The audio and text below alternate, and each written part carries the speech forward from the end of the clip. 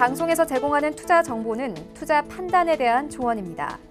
방송에서 제공하는 주식의 가치, 가격 상승 및 가격 하락에 대해서는 방송사에서 보장하지 않습니다. 간추린 경제 뉴스입니다. 연이틀 기록적인 폭락세를 거듭했던 국제 유가가 급반등했습니다.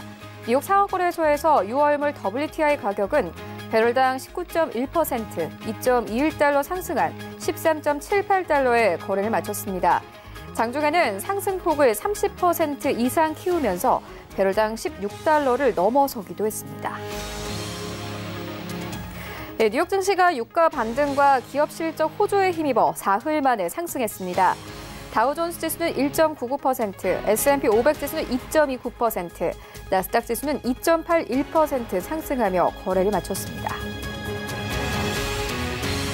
존 하이트 미국 합참 차장은 북한 김정은 국무위원장의 건강 이상설과 관련해 여전히 북한 핵 무력과 군대를 완전히 통제하고 있다고 추정한다고 밝혔습니다. 하이튼 차장은 현지 시간 22일 국방부의 언론 브리핑에서 김 위원장의 건강 상태와 관련한 질문에 이같이 답했습니다. 스티븐 므누신 미국 재무장관은 대부분의 미국 경제 활동이 늦여름에는 재개되기를 기대한다고 말했습니다. 므누신 장관은 현지 시간 22일 한 인터뷰에서 여름 후반부에 접어들 때까지 미국 경제 전체는 아니더라도 대부분이 문을 열기를 고대하고 있다고 밝혔습니다.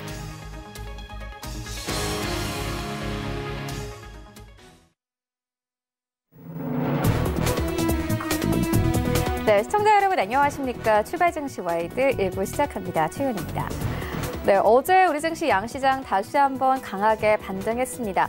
어제 시장을 좀 종합을 해보면 두 가지 이슈로 종합을 해볼 수 있을 것 같은데 어제 경기 부양책과 더불어서 유가의 안정과 더불어서 이것들이 우리 시장에 크게 영향을 미쳤습니다.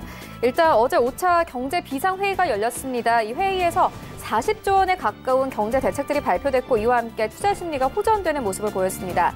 또 그리고 WTI가 전날에는 40% 이상 폭락을 했지만 어제 우리 장중의 낙폭을 줄여가면서 우리 시장 함께 양시장이 모두 반등하면서 거래를 마쳤습니다. 그리고 전해드렸듯이 간밤에 WTI는 17% 이상 반등했고요. 뉴욕 증시 3대 지수도 모두 상승하며 거래를 마쳤습니다. 각 지수별로 상황 어땠는지 화면으로 함께 만나보고 오시죠. 네, 먼저 다우존스 지수는 1.99% 상승하면서 23,000선에서 거래를 마쳤습니다. S&P 500 지수도 함께 만나보시죠. 네, S&P 500 지수도 역시나 2% 이상 상승이 나왔습니다. 2,800선 눈앞에 두고 거래를 마감했습니다. 이어서 나스닥 시장을 함께 가보시죠. 네, 앞서서 뉴욕 증시에서 기업들이 실적 호조를 보였다 이렇게 전해드렸는데 일단 스냅이 온라인 광고 증가를 기반으로 전년 대비해서 44% 이상 매출 증가를 발표를 했습니다. 이와 함께 스냅 같은 경우에는 36% 이상 상승했습니다. 나스닥 시장 이끌었는데 나스닥 시장 이와 함께 가장 크게 힘을 받았습니다. 3% 가깝게 급등하면서 8,495선에서 시장 종가 형성했습니다. 어제 우리 시장은 어땠는지 코스피 시장으로 함께 가보시죠. 네, 1위부터 5위까지 모두 빨간불로 마감이 됐습니다. 모두 어제 장 초반에는 파란불로 출발했었는데 장 마감 때는 강한 상승으로 반전하면서 거래를 마쳤습니다. 일단 삼성전자가 어제 다시 한번 외국인들이 큰 폭으로 매수했습니다. 1% 이상 상승하면서 49,850원대까지 어제 올라오면서 다시 마감이 됐고 SK하이닉스는 삼성전자보다 더욱더 강했는데요. 일단 어제 SK하이닉스도 외국인들의 매수가 들어왔습니다. 이와 함께 3% 이상 상승 나왔고 83,900원대까지 올라왔고 어제 장중한 때는 84,000원대까지 터치가 나오기도 했습니다. 삼성바이오로직스는 강보합권에서 거래를 마쳤고 58만 원대 진입되면서 거래 마감했고요. 네이버도 마찬가지입니다. 2% 가깝게 급등을 하면서 마감이 됐는데 최근 기관이 계속해서 매수하고 있습니다. 기관이 2거래 연속 네이버 매수하고 있고 18만 2천원대까지 올라오면서 어제 시장 종가 형성했습니다. 지수 만나보시죠. 네, 코스피는 1% 가깝게 상승했습니다. 1896선까지 올라오면서 1900선 눈앞에 두고 마감했고 코스닥 시장도 1% 이상 상승이 나왔습니다. 어제 630선까지 진입이 됐는데 635포인트까지 올라오면서 어제 시장 종가 형성했습니다. 이외 코인들의 흐름도 만나보시죠. 네, 7시 30분 기준인데요. 일단 비트코인부터 샌비트 타임존까지 대부분 보합권에서 거래가 되고 있습니다. 샌비트 타임존은 1% 이상의 하락세를 나타내면서 현재 거래가 되고 있고 이외의 코인들도 만나보시죠. 네, 비트지는 0.6% 하락, 아이온체인은 0.68% 상승이 나오고 있습니다. 이도 에메랄드가 가장 상승폭이 큰 상황인데 2% 이상 상승하면서 현재 거래 중입니다. 이외의 코인들도 만나보시죠. 네, 리플은 약보합권, 라이트코인이 1.6% 이상 상승 나오고 있는 상황이고 이오스 약보합권, 모네로까지 모두 약보합권에 현재 거래가 되고 있습니다. 네, 추발 증시 와이드 1부 지금 출발합니다.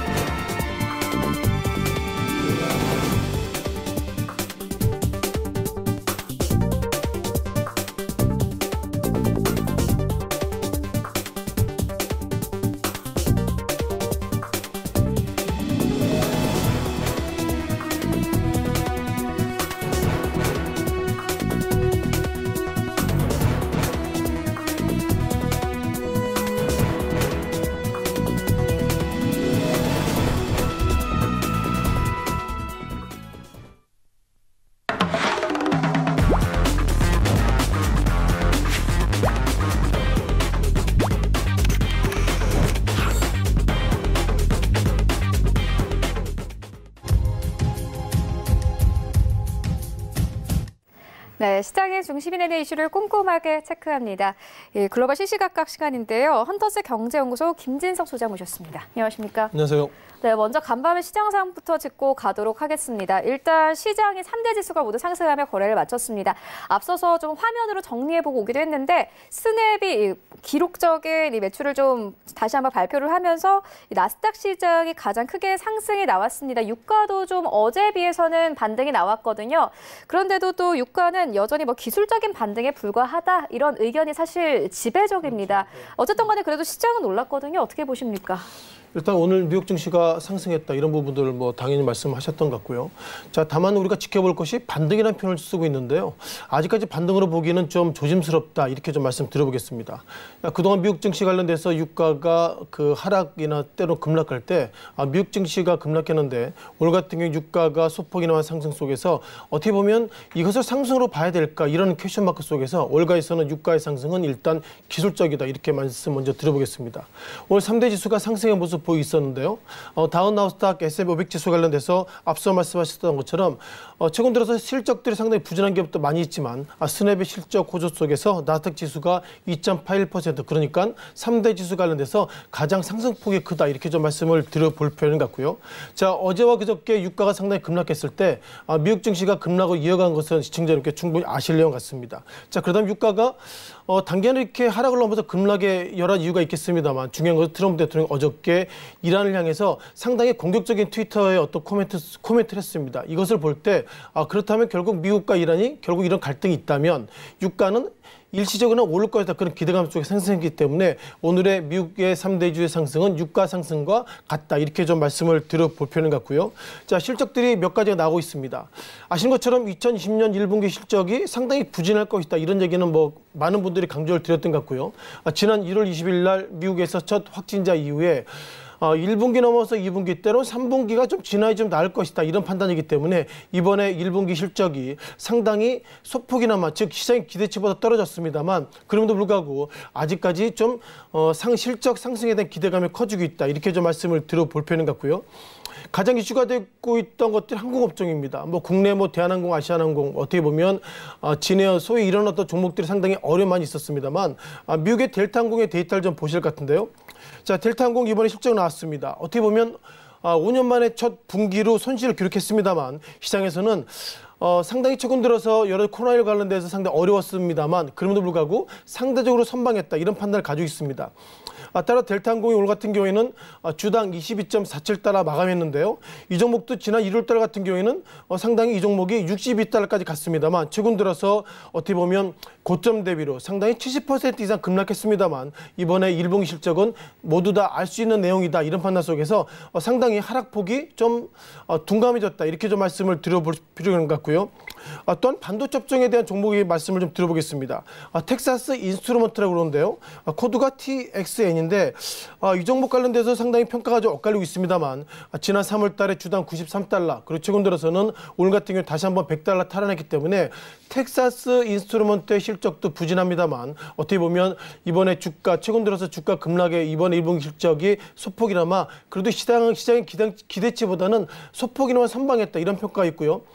따라서 이번에 1분기에 나온 기업의 실적들이 예상보다 부진합니다. 그럼에도 불구하고 미국에는 참여자들은 상승에 대한 기대감을 계속 갖기 위해서 그래도 선방했다 이런 어떤 상당히 우픈 평가가 많이 나오고 있다 보겠습니다. 또한 트럼프 대통령이 최근 들어서 추가 부양에 대한 코멘트를 좀 많이 하고 있는데요. 또한 중소기업 대출 관련돼도 코멘트가 계속 올라오고 있습니다.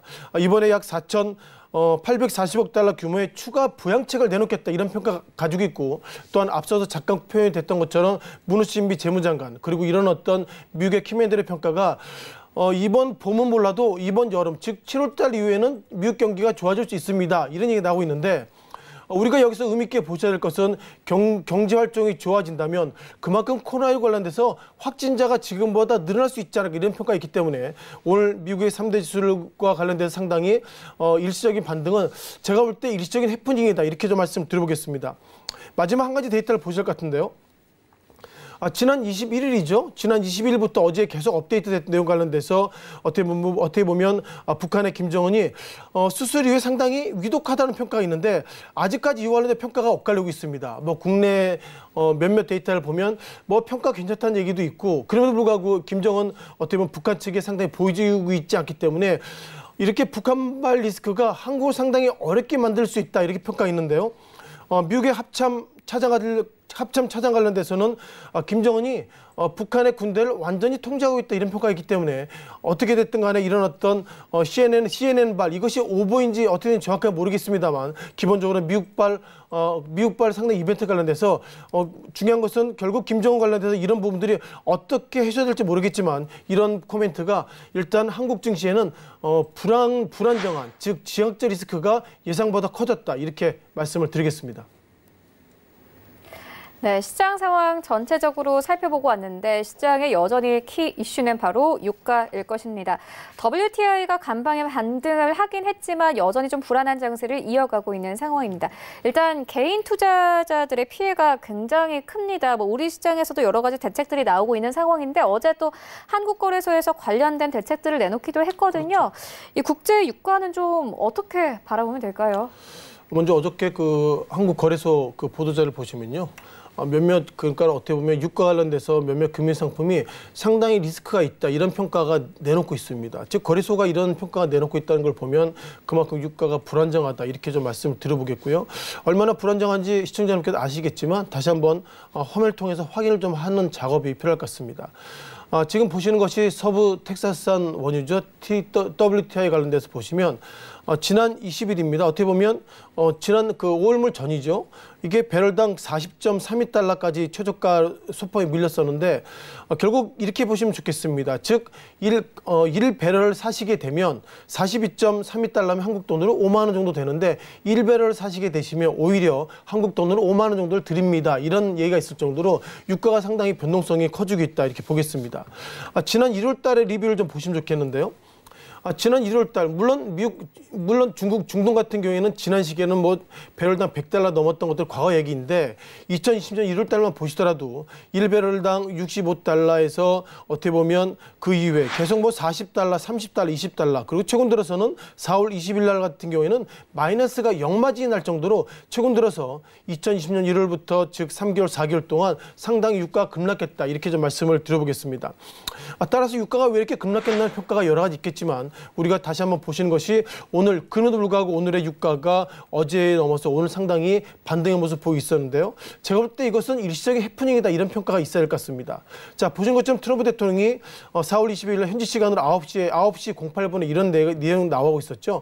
아무래도 트럼프 대통령이 유가를 올리게 된다면 그 방법은 결국 이란과 이런 지역적 리스크를 다시 한번 키워야 되는 것은 아닌가 이런 판단 때문에 트럼프 대통령은 이런 트위터를 보이고 있었고요. 이런 트위터의 결과로 유가는 상승했다 이렇게 보이면 좋겠습니다.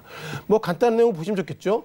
미국 네이비는 결국 어떻게 보면 그 공격을 해야 되고 폭격을 해야 된다는 얘기를 하고 있는데 뭘 얘기하냐면 이란 군함을 어떻게 보면 공격하거나 폭격해야 된다는 얘기를 하고 있습니다. 다만 조건문이 있었죠. if가 있습니다. 그들이 결국 어떻게 보면 미국의 군함을 상당히 힘들게 하거나 어렵게 하게 되면 결국 공격할 수 있다 이런 시그널을 강하게 나오고 있기 때문에 결국 이런 내용이 있다는 것을 보면 결국 이란 관련돼서 이후에 비슷한 이슈가 있다면 미국 군함은 공격해라 이런 어떤 공격 명령과 같다 이렇게 보겠습니다.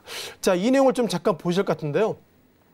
지난 14일이죠. 결국 어떻게 보면 미 군함이 지나가는데 이란 군함이 옆에서 많이 이렇게 소위 그 가는 길을 방해했답니다. 그래서 이용하는데 상당히 좀 이슈가 커지고 있고요. 또한 어저께 이란이 상당히 어떻게 보면 그 인공위성 개념의 그런 부분들도 성공했기 때문에 그 트위터와 나오는 것과 맞물려 가지고 결국 트럼프 대통령이 이런 얘기했다는 거 보면 결국 이후에는 유가가 상승할 수 있는 딱 하나의 계기는 결국 미국과 이란이 지역적 리스크가 계속 커지게 된다면 유가는 지금보다 상승할 수 있다 이렇게 좀 말씀 드려보겠습니다. 다만 유가에 대한 리뷰를 좀 다시 들어가 보면요. 이것이 우리가 일봉에 대한 데이터의 모습을 가지고 있습니다만 지난 2013년, 2014년 그리고 2008년 주당 146달러의 이런 모습이 있을 때 이때는 우리가 어떻게 보면 중동 5일번 이런 기대감을 가지고 있었습니다만 지난 2008년 이후에 상당히 많은 시간을 건너가지 않았습니다만 이제 배럴당 마이너스 모습을 보여서 배럴당 13달러까지 갔다는 걸 보면 이제는 중동발 오일의 의미는 아무것도 없다 이렇게 좀 말씀을 드려보겠고요. 다만 오펙은 상당히 고민을 가지고 있습니다. 통상 오펙 다음에 플러스라는 표현을 가지고 있는데 오펙 이외 10개 어떻게 보면 원유국, 즉 오펙에 포함되고 있지 않은 10개의 산유국과 상당히 좀 결정한 게 있었습니다. 지난 10일 날 어떤 결정했냐면요. 보시는 것처럼 유가가 상당히 급락했기 때문에 그럼 우리가 유가가 급락했던 이유가 결국 세계적인 수요는 상당히 별로 좋지 않은데 유가를 많이 증산했기 때문에 감산하자 이런 평가가 있는데 그런 평가가 있음에도 불구하고 오히려 유가가 급락했다는 걸 보면 이제는 오펙이 어떤 감산한다 하더라도 웬만한 감산하지 않는 이상 유가의 변동성은 결국 앞서 말씀드렸던 것처럼 트럼프 대통령 그리고 이란 이런 지역적 리스크 외에는 상당히 별 유의성이 없다 이렇게 좀 말씀을 드려보겠습니다. 따라서 우리가 또 하나의 데이터를 보시면 좋겠는데요. 지금 보시는 것들이 트위터의 내용을 보시면 좋겠지만 그 이후에 넘어서 교보증권에서 어제 나온 데이터를 보시면요. 기본적으로 이렇게 2004년부터 최근의 데이터를 보시면 요 위에 라인이 결국 상당히 최근 들어서 공급에 대한 부분입니다. 즉 공급과 수요가 상당히 엇갈리고 있습니다만 보시는 것처럼 이런 부분들 즉 세계 경제가 상당히 어렵기 때문에 이런 부분들이 윗방향으로 가지 않는 이상 유가는 상승할 수 없다 이런 평가가 나오고 있고요. 중국의 통계국이 중국 통계국의 데이터를 보시면 중국어도 있겠지만 영어로 데이터가 나왔습니다. 이 데이터 센스 있으신 분들 아시겠지만 지난 4월 20일 날 뭐가 나왔죠? 중국의 GDP, 즉 2020년 1분기 GDP가 나왔는데요. 보시면은 가장 이번 2020년 1분기 그 GDP가 즉 마이너스 6.8입니다. 결국 1분기 GDP가 마이너스 6.8 나왔다는 걸 보면 중국이 결국 세계 공장이기 때문에 앞으로 중국의 GDP가 1분기나 2분기, 3분기도 어려울 수 있습니다. 이런 시그널이 좀 나오기 때문에 결국 유가의 상승에 대한 기본적인 계기는 결국 세계적으로 어떻게 보면 중국의 공장이 돌아가고 있지 않다면 유가는 지금보다 하락할 수 있다. 이런 중국 통계국의 의미 있는 데이터가 나오고 있는 것 같고요. 좀 아래 내용을 보면 좋겠습니다. 아시는 것처럼 중국의 GDP는 최근 들어서 10%, 때론 7% GDP 모습을 보이고 있습니다만 지난 2015년에는 1분기가 7.1% GDP 모습을 보이고 있고요. 작년 1분기는 6.4의 GDP 플러스의 모습들 그리고 이번에 1분기가 마이너스 6.8의 GDP가 마이너스였기 때문에 2분기, 3분기, 4분기가 어떻게 될지 몰라도 현재까지 중국의 데이터를 보면 상당히 세계 경제가 어렵기 때문에 유가에 대한 부분들은 상품이 복잡하다 이런 모습도 이런 의미도 있겠지만 중요한 것은 가장 인덱스인 원유가 세계의 공장이라고 할 수 있는 중국이 지금보다 어렵다면 유가는 지금보다 어려울 수 있다. 이런 부분들을 어저께 나온 그 한국거래소의 보도자를 보시면 아시겠지만 전체적으로 유가는 단기에는 급락했습니다만 앞으로도 더 급락할 수 있기 때문에 조심하세요. 그런 어저께 한국거래소의 의미 있는 보도자료 시청자 여러분들에게 그만큼 유가가 변동성이 커질 수 있다. 이렇게 강조를 드리겠습니다. 네, 현재 경제 상황 자체가 좋지 않습니다. 앞서서 좀 나온 속보에 따르면 1분기 우리 경제 성장률이 마이너스 1.4%의 성장률을 기록을 했습니다. 일단 코로나19 확산에 따른 경제 충격으로 1분기 우리나라 경제 성장이 마이너스를 기록을 했는데요. 일단 이 수치 같은 경우에는 11년 3개월 만에 최저치라고 합니다. 이 글로벌 금융위기가 발생했던 2008년 4분기 이후로 가장 낮은 성장률을 기록을 했는데 일단 코로나19 여파에 계속해서 부진한 경제 지표가 나오고 있는 상황입니다. 이 더불어서 하지만 이 수혜를 받는 업종들도 있거든요. 지금 현재 상황 속에서 특히나 넷플릭스 같은 경우가 그런 종목이기도 한데 어떻게 보십니까? 참 넷플릭스 우리가 그 과거에는 어떻게 보면 넷플릭스를 상당히 부정적으로 얘기하는 증권 거래소의 그 외국의 어떤 애널리스트들은 비디오 만드는 회사가 단기간에 급등했다 이런 어떤 비하적인 표현도 있지만 그럼에도 불구하고 넷플릭스의 주가가 상당히 고공행진하고 있다 이렇게 좀 말씀 드려보겠고요. 넷플릭스 관련돼서는 뭐 간단하게 말씀드리면 저거죠.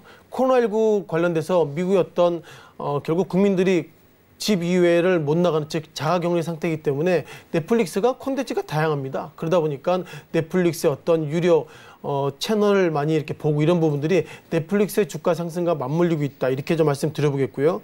넷플릭스가 1997년 그러니까 지금부터 23년 전에 상당히 만들었던 소위 비디오 대여 사업을 만들었던 넷플릭스다 이렇게 보시면 좋겠는데 자 그런 비하적인 표현에도 불구하고 넷플릭스의 주가가 최근 들어서 급등했다 이렇게 말씀드리겠습니다.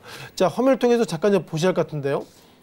화면을 통해서 보시면 가장 의미 있는 부분들이 1월 20일 이 정도 되겠죠. 1월 20일 관련돼서 1월 20일부터 미국이 확진자가 발생한 이후에 이 당시의 주가가 338달러의 모습을 가지고 있는데요. 지난 4월 16일 날에는 449달러 그리고 오늘 같은 경우에는 420달러이기 때문에 중요한 것은 넷플릭스 관련돼가지고 상당히 장중에 어떻게 보면 3월 초 이후에 그러니까 코로나19가 미국에 상당히 부정적 이슈가 있음에도 불구하고 3월 초 이후에 상당히 급등했다 이렇게 말씀 드려보겠습니다. 따라서 시장에 들어온 지 23년밖에 안 된 넷플릭스가 어떻게 보면 이번에 코로나의 가장 큰 수혜주라고 말씀 드려보겠고요. 다만 코로나19 관련돼서 넷플릭스의 모습을 좀 볼 수 있는데 월트 디즈니와 상당히 엇갈리고 있는 것 같습니다. 자, 다시 한번 보시면 앞서서는 넷플릭스가 3월 초 이후에 상당히 급등했는데요. 월트 디즈니 그러니까 디즈니 주가는 오히려 상당히 약세의 모습을 보이고 있었고 어저께 체크를 해보니까 월트 디즈니 그러니까 100년 정도 업력을 가지고 있는 월트 디즈니의 시가총액보다 넷플릭스의 시가총액이 넘었을 정도로 최근 들어 트렌드가 상당히 좀 바뀌고 있다 이렇게 보겠습니다. 결국 바뀌게 된 이유는 결국 실적에 대한 부분인데요. 넷플릭스가 실적을 각 분기별로 발표하고 있죠. 결국 분기별로 발표된 내용 것들이 2020년 1분기를 보시면 2019년 1분기보다 2020년 1분기 별 차이가 없다고 보시면 좋겠지만 중요한 것은 수치적인 차이가 소폭이나마 좀 상승의 모습 보이고 있었고요. 가장 이슈가 되고 있던 것들은 결국 넷 이컵 그러니까 순이익입니다. 순이익 보시면 709라고 나와 있지만 단위 베이스를 보면 7억 900만 달러 그러니까 지난 1분기 동안 한국 돈으로 보면 8,700억 정도 이익을 받습니다. 이런 부분들이 넷플릭스의 기본적인 모습인 것 같고요.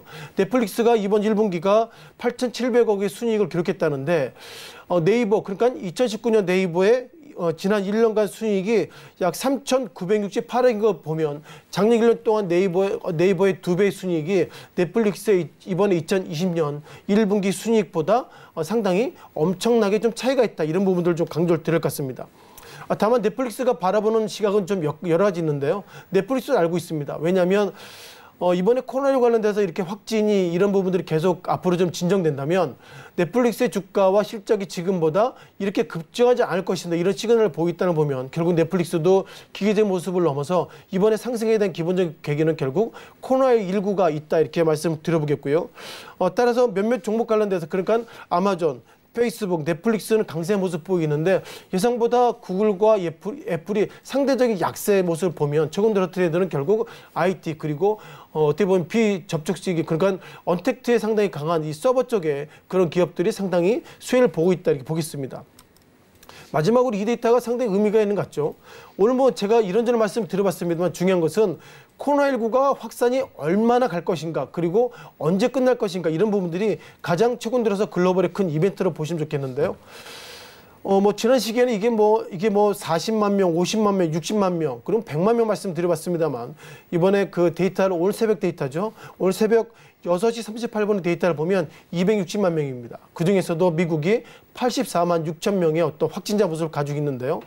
트럼프 대통령을 비롯해서 문호신 미 재무장관 등 이번 여름이 지나면 좀 나을 것입니다. 이런 평가가 있는데 우측의 데이터를 보시면 확진자 수가 전체적으로 이것이 그렇게 늘어나고 있다, 전체로 늘어나고 있다고 보시면 좋겠는데 시리얼 데이터, 그러니까 데일리 케이스를 보시면 이게 지난 어떻게 보면 3월 말 이후에 상당히 확진자가 늘어났습니다만 최근 들어서는 지난 3월 달 초의 확진자 수보다 상대적으로 좀 떨어지고 있다. 이런 상당히 긍정적인 표현을 가지고 있고요. 따라서 이후에 미국 증시의 시장에 대한 변동성은 결국 이런 부분들이 얼마나 확진자 수가 좀 떨어질 것인가 이런 부분들이 상당히 큰 평가를 가지고 있다 보겠고요.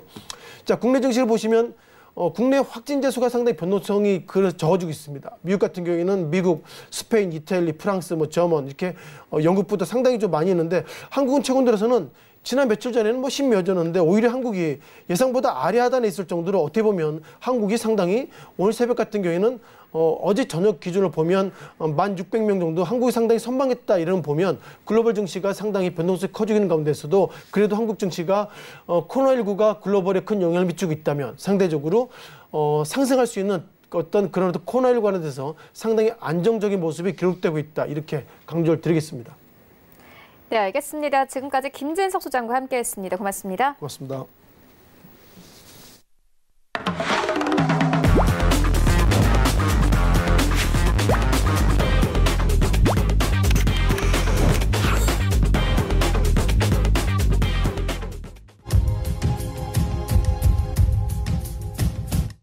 네, 이번에는 국내 시장 쟁점 함께 분석해 보도록 하겠습니다. 라이브 이슈 타임인데요. 펠리즈 투자인리서치 김민수 대표 전화 연결되어 있습니다. 안녕하십니까? 네, 안녕하십니까? 네, 최근 유가가 사상 처음으로 마이너스를 기록을 했습니다. 이와 함께 관련된 종목들이 우리 시장에서도 굉장히 불안한 상황인데 정유주들의 향방은 어떻게 보고 계십니까? 네, 말도 많고 탈도 많은 유가입니다. 앵커님께서는 지금 현재 유가가 싸다고 생각하십니까? 네, 마이너스이다 보니까 싸다고 말할 수 있겠죠. 예, 싸다고는 볼 수 있는 상황일 수도 있겠지만요. 특히 지금 동향을 봤을 때 이제 저희가 판단해야 될, 특히 요즘 보게 되면은 유가 관련돼서 여러 가지 ETF나 ETN 이런 상품이 많다 보니까 상대적으로 저희가 알던 상황은 그렇죠. 보통 유가하게 되면 WTI 기준으로 $40대는 넘어갔던 흐름인데 20달러대 밑으로까지 10달러대까지 들어온다. 싸다. 그러다 보니까 상당히 공격적으로 투자를 많이 하시는 것 같은데요. 제가 드리고 싶은 얘기는 그런데 특히 이제 유가라는 실체에 대해서 저희가 잘 모른다고 생각이 됩니다. 그러다 보니까 일단 마음이 동해서 투자의 결정을 내린다는 것 자체에 대해서는 상당히 경계하고 싶고요. 진짜 길을 쓰고 저는 말리고 싶습니다. 유가 관련된 쪽에서의 투자는 실질적으로 투자보다는 투기에 가깝다고 봐야 될 부분들인데 정확하게 보게 되면은 유가는 저희가 알고 있듯이 어떤 수요와 공급에 의해서 결정되는 가격에 따른 흐름들이 일단 아닙니다. 쉽게 말씀드리면 지금 저희가 보고 있는 WTI 유가는 그냥 가격이 아니라 선물 가격입니다. 쉽게 말씀드리면은 선물 가격이라는 얘기는 일단 선물을 기술로 해서 어떤 ETF나 ETN이 만들어진다고 보시면 될 것 같고요. 선물 자체가 변동성이 얼마나 심하고 앞으로 미래에 대해서 예측하고 움직이는지의 결과가 그대로 반영되는 가격이다라고 하게 되면 이를 토대로 또 ETF가 결정되고 ETN이 만들어진다라고 했었을 때 이런 실체가 생각보다 적은, 특히 만약에 글로벌 투자자라고 하게 되면 아예 WTI를 내가 한 달 뒤에 아무래도 유가가 필요할 것 같아서, 그러니까 원유가 직접적으로 필요할 것 같아서 오를지 모르니까 미리 사서 나중에 만기 가서 어떤 그 결제를 받고 그 원유를 한 드럼 사겠다. 쉽게 말씀드리면 몇 배럴을 사겠다라고 하는 투자자가 정석적인 투자자죠. 그게 아니라 가격만 노리면서 움직인다라고 하는 부분들은 저희가 쉽게 말씀드리면은 어떤 폭풍이 막 몰아치는데 배 위에 올라와 있는 심정과 똑같습니다. 그만큼 어떤 변동성이 심한 상황 쪽에 자산을 내맡긴다라고 하는 부분들은 상당히 위험성이 크다라고 볼 수밖에 없는 상황들이고요. 또 하나 지금 기조를 봤었을 때 유가와 관련된 쪽에서 많이 얘기 나오는 게 어떤 선물 가격이다 보니까 어제 마이너스까지 유가가 나왔던 부분들 같은 경우는 일단 앞서 말씀드린 부분과 같이 연결해 봤을 때는 지금 트레이더 입장 쪽으로 봤을 때는 잘못하게 되면은 만기가 있죠. 선물이다 보니까 만기가 있습니다. 만기 때 내가 지금 포지션을 갖고 있었던 대로 원유를 보유하게 되는 현상까지밖에 안 되는데, 그러면 그런 관점 쪽에서 이거를 보유를 해야 되는, 즉 사서 내가 사무실밖에 없는데 뭐 창고나 아니면은 뭐 운반 비용까지 다 생각을 하면서 안고 있다는 게 말이 안 되죠. 그러다 보니까 그냥 내 포지션 그냥 돈을 더 얹어줄 테니까 사가세요라고 하는 현상까지밖에 안 나온 게 지금 유가의 구조라고 보시면 될 것 같습니다. 그렇기 때문에 유가에 투자한다는 게 아니라 선물에 투자한다는 관점 쪽으로 보시게 되면 상당히 변동성이 심하다는 걸 다시 한번 언급드려야 될 것 같고요. 아마 ETF나 ETN 같은 경우도 최근에 나오는 기조를 보게 되면 쉽게 말씀드리면 너무 비쌉니다. 특히 코덱스 WTI 원유 관련된 ETF를 보게 되면 지금 실제 가치가 한 3,000원도 안 되는데 가격은 4,000원대 근처에 와 있죠. 그러다 보니까 오히려 그럼에도 불구하고 수요가 늘어난다라고 하게 되면 시장 조성도 제대로 되지 않는 흐름이기 때문에 또 웬만한 또 ETF 같은 경우는 거래가 상당 부분 정지가 된 것도 있었었고요. 그러다 보니까 이번에는 또 단일가로 매매한다라는 얘기까지 나오는 상황이다 보니까 일단 그러느니 차라리 저유가 관련된 수혜주를 찾는 게 더 좋겠다라는 쪽도 생각해 보셨으면 좋겠고요.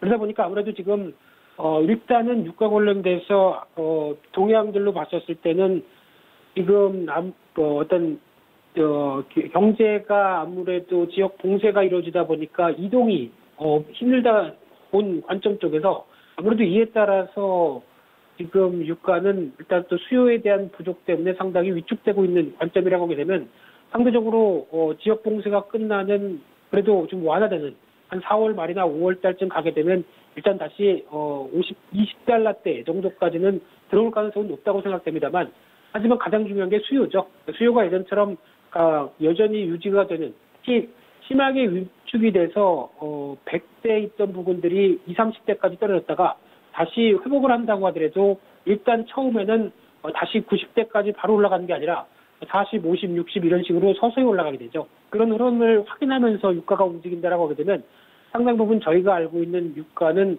저유가 쪽이 일단은 유지가 될 가능성이 높다라는 쪽으로는 보여지고 있는데, 지금은 단기적으로는 저점이라고는 생각이 듭니다. 그리고 그렇다고 하더라도 이게 저점이기 때문에 관련된 유가 상품에 투자하자, 이쪽은 상당 부분 왜곡된 현상들이 많다는 걸 염두하셨으면 좋겠고요.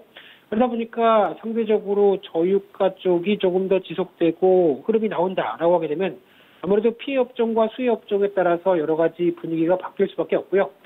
지금 기조에서 그냥 장기적으로 유가가 회복되기 시작하게 되면 지금 충격을 받았던 피해 업종들을 매수하자, 이것도 나쁜 시각은 아니라고 생각됩니다. 하지만 그만큼 자금의 여유도 있어야 될 것 같고요.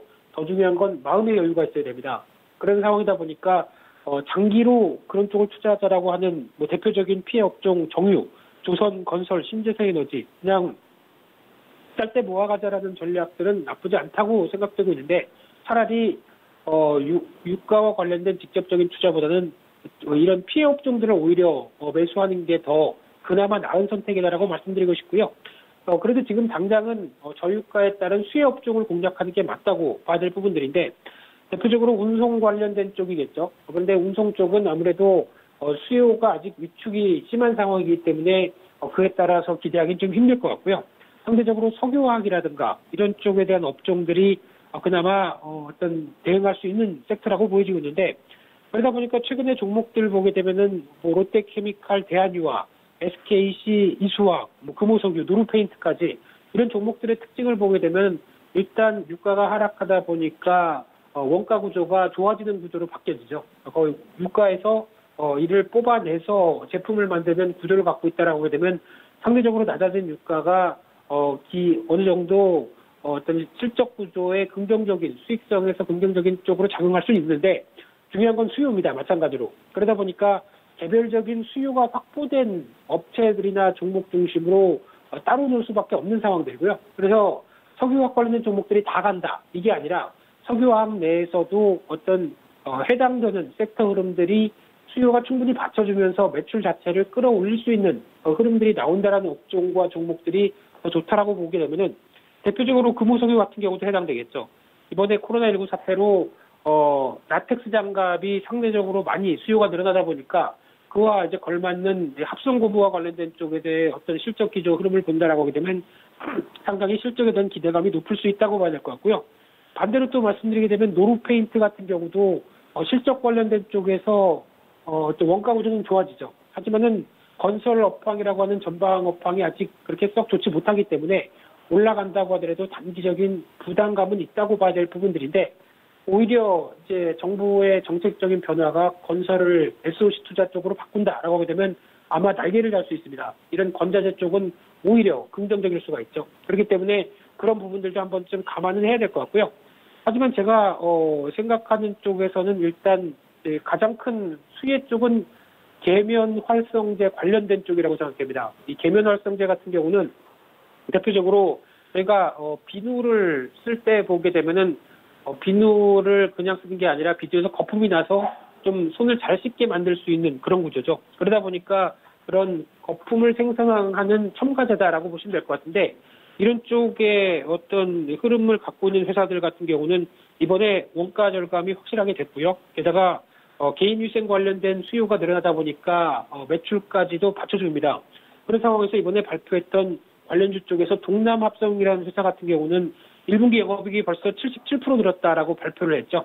그런 관점이 나왔을 때 실적이나 자산 대비해서 그렇게 비싸지 않다라고 하게 되면 당연히 실적의 주가에 대한 관점들은 긍정적일 수 있다라는 쪽으로 봤었을 때 이런 종목들 쪽으로 접근하는 전략들, 특히 단적인 부분으로 봤을 때는 약간 거래량이 많이 부족하다 보니까 매매가 좀 힘들 수는 있습니다만 그래도 실적과 관련해서 추세적인 변화를 생각한다라고 하게 되면 오히려 이런 종목들이 한번 이 저유가를 공략해 볼 수 있는 수혜 종목들이 아닐까라는 관점 쪽에서 주목하시면서 봐야 될 부분이라고 생각됩니다.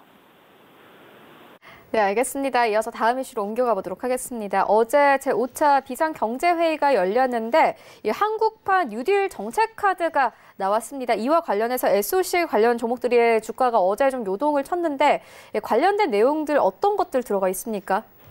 네, 쉽게 말씀드리면 일단 지금부터는 정부 정책적인 테마 주의 깊게 보셔야 됩니다.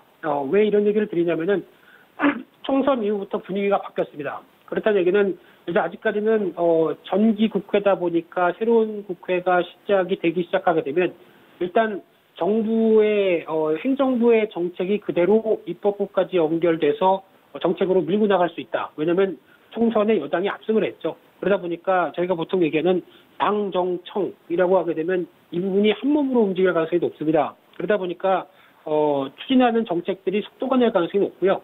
그러면 정책 테마주가 과거보다는 조금 더 빠르게 시장에서 역할이나 속도가 더 나을 수 있다는 쪽에서 주목을 해야 될 것 같은데 그런 관점 쪽에서 이번에 지금 추경도 4차까지 얘기가 나오면서 이제 이번 코로나19 사태를 극복하겠다는 대통령의 의지가 상당히 돋보이고 있고요.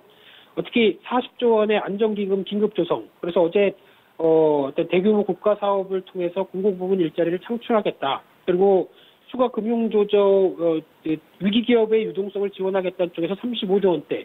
이러다 보니까 어제 또 바로 항공주들이 또 영향을 받기 시작하죠. 그리고 게다가 또 10조 원대 고용사각지대 근로자 보호 뭐 이런 얘기까지 나오고 있는데 그중에 하나가 이제 정부가 지금 정신을 차렸다고 표현하면은 좀 제가 주제가 넘는 얘기일지 몰라도 해야 됩니다. 이런 쪽은 당연히 필요한 상황들입니다. 특히 과거에 연초만 한다고 하더라도 대통령이 신년사에서 국민과의 대화를 할 때 우리는 과거 정부와는 다르게 대규모 토목이나 건설 쪽은 생각도 안 하고 있습니다. 라는 쪽으로 얘기를 했다가 이제 뉘앙스가 바뀌기 시작하죠.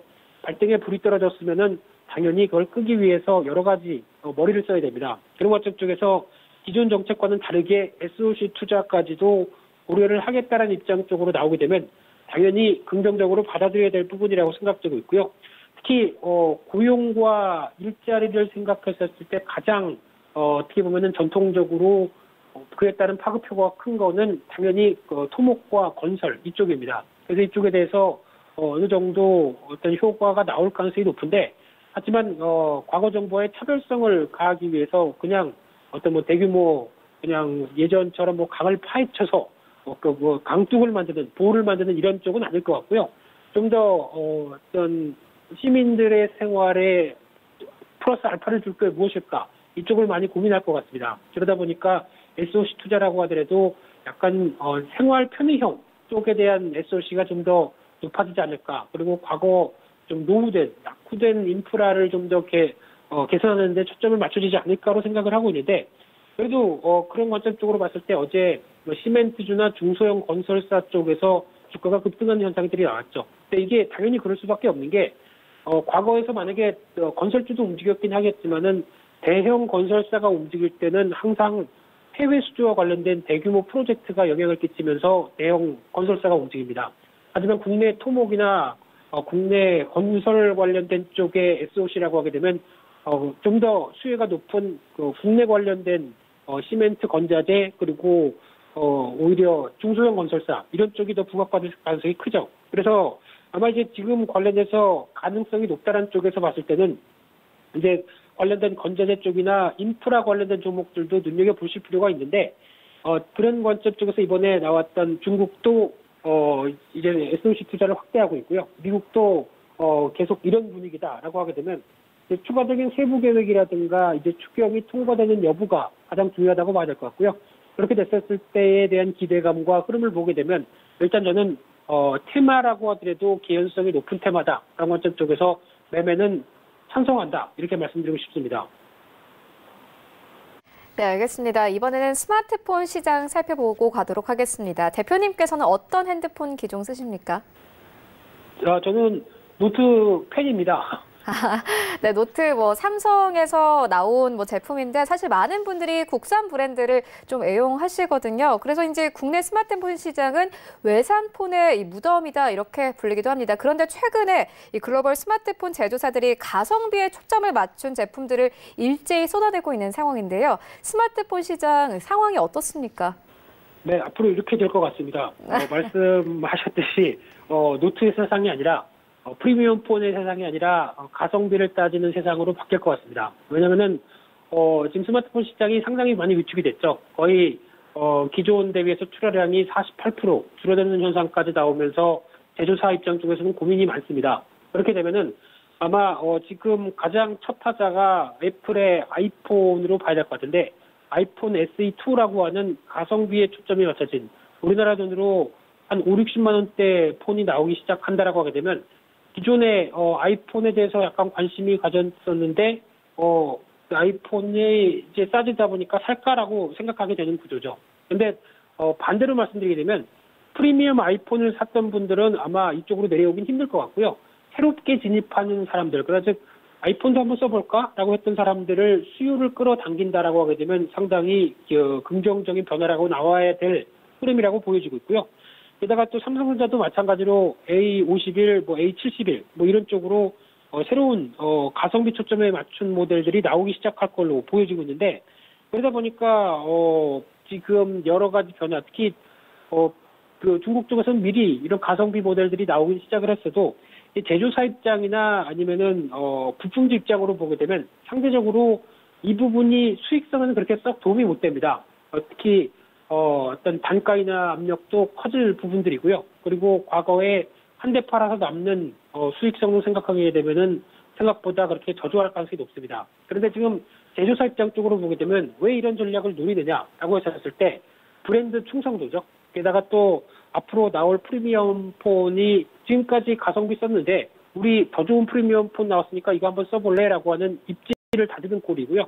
게다가 또 하나 점유율도 유지한다라고 하게 되면 몇 가지 노리는 부분들이 있는데 그중에서 더 중요한 게 애플 같은 경우는 이제 단말기 아이폰 파는 회사가 아닙니다. 서비스 매출이 상당히 늘어나기 시작하면서 수익에 차지하는 비중이 거의 이제 절반 가까이 올라오려고 하고 있죠. 아마 삼성전자도 이런 부분들을 고려할 것 같습니다. 아예 중저가 핸드폰을 팔면서 그에 따라서 여러 가지 서비스와 아니면은 웨어러블 기기까지 같이 연결되는 여러 가지 체인을 만들려 가려고 할 것 같은데요. 그런 관점으로 보게 되면은 제조사가 그나마 가장 큰 그래도 앞으로의 성장의 기회는 볼 수 있어도 부품사는 아닌 것 같습니다. 부품주들은 그를 너무 생각하면서 스마트폰 부품 쪽에는 아직 좀 생각해볼 부분이 많다. 이렇게 정리하겠습니다. 네, 알겠습니다. 지금까지 펠리즈 투자리서치 김민수 대표와 함께했습니다. 고맙습니다. 네, 감사합니다. 네, 1부는 여기서 모두 마치도록 하고요. 2부에서는 전문가들과 함께하는 종목 라이브쇼 라이브 매매타임이 이어집니다. 여기에 더해서 오늘 장에서 이슈몰이라고 있는 특징주까지 꼼꼼하게 살펴봐 드리겠습니다. 채널 고정해 주시고요. 저희는 잠시 후 2부로 다시 찾아오도록 하겠습니다.